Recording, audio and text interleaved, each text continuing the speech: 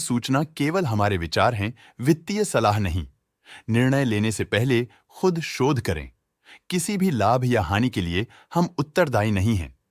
आज हम देख रहे हैं सुप्रीम इंडस्ट्रीज लिमिटेड के 2024-25 Q3 की consolidated financial performance. Starting with the sales, पिछले क्वार्टर से सेल्स में 10.42% का इंक्रीज हुआ है, मगर कंपनी ने पिछले साल के मुकाबले 2.48% का सेल्स इंक्रीज रिपोर्ट किया। Expenses 12.66% quarter on quarter increase हो गए हैं, जो साल भर का 6.32% की राइज के साथ अलाइन करता है। क्वार्टरली सेल्स के कंपैरिजन में एक्सपेंसेस इंक्रीज होना दिखाता है कंपनी ने एक्सपेंसेस मैनेज करने के लिए स्ट्रगल किया।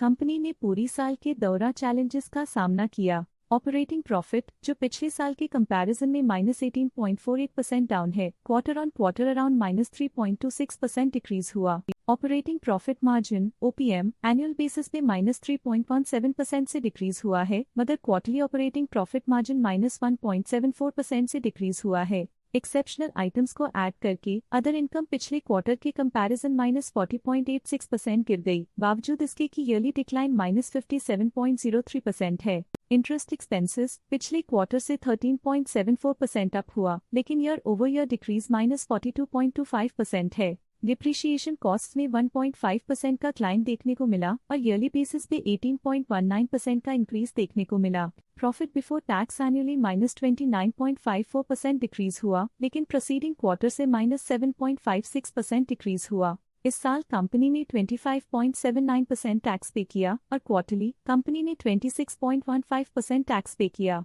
नेट प्रॉफिट ने ईयर ऑन ईयर -27.01% का डिक्लाइन दिखाया, लेकिन लास्ट क्वार्टर से -9.5% का कंट्रैक्शन हुआ है। इस क्वार्टर के दौरान कंपनी का परफॉर्मेंस इतना अच्छा नहीं रहा, नेगेटिव नेट प्रॉफिट लॉसेस को इंडिकेट करता है। वहीं अगर एनुअल एनालिसिस की बात करें तो साल के दौरान कंपनी का परफॉर्मेंस अच्छा नहीं रहा। नेगेटिव नेट प्रॉफिट का मतलब है कि कंपनी प्रॉफिट के कंपैरिजन में नुकसान उठा रही है। अर्निंग्स पर शेयर EPS ने ईयरली -27.02% का डिक्रीज देखा गया, लेकिन क्वार्टरली में 9.47% की गिरावट भी नजर आई। इस क्वार्टर में कंपनी का EPS इतना अच्छा नहीं रहा। नेगेटिव प्रॉफिट कमजोर एफिशिएंसी को दिखाता है। साल का EPS इतना अच्छा नहीं रहा। नेगेटिव प्रॉफिट कमजोर एफिशिएंसी को दिखाता है। सुप्रीम इंडस्ट्रीज लिमिटेड के फाइनेंशियल स्नैपशॉट को रिव्यू करते हुए कुछ मुख्य ट्रेंड्स सामने आए हैं, जो कंपनी की परफॉर्मेंस पे रोशनी डालते हैं। दिसंबर 2021 से दिसंबर 2024 तक सुप्रीम इंडस्ट्रीज लिमिटेड की फाइनेंशियल जर्नी में सबसे पहले बात करते हैं सेल्स की।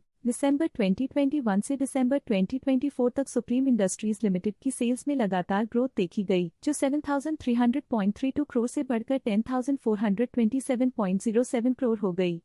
ये कंसिस्टेंट ग्रोथ मार्केट कंडीशंस के पॉजिटिव इम्पैक्ट को दर्शाती है। अब बात करते हैं एक्सपेंसेस की। एक्सपेंसेस पिछले 4 सालों में 5,939.9 करोड़ से बढ़कर 8,921.02 करोड़ हो गए हैं। यहाँ सेल्स बढ़ रही हैं और एक्सपेंसेस भी बढ़ रहे हैं। बढ़ती सेल्स और एक्सपेंसेस ग्रोथ और इन्वेस्टमेंट को इंडिकेट करते हैं, पर सस्टेन प्रॉफिटेबिलिटी के लिए केयरफुल मैनेजमेंट जरूरी है। ऑपरेटिंग प्रॉफिट दिसंबर 2022 में 1,110.83 करोड़ के आसपास रहा और फिर 2024 में 1,506.05 करोड़ तक पहुंच गया। ये दर्शाती है कि कंपनी अपने ऑपरेशनल कॉस्ट को कंट्रोल में रखने में सफल रही है, लेकिन ग्रोथ को पुश करने में थोड़ा और एफर्ट लगाना होगा। नेट प्रॉफिट में फ्लक्चुएशंस भी देखी गई हैं, जो पिछले कुछ सालों में 829.76 से 1,074.33 करोड़ हो गया और इस साल 1,021.76 करोड़ हो गया।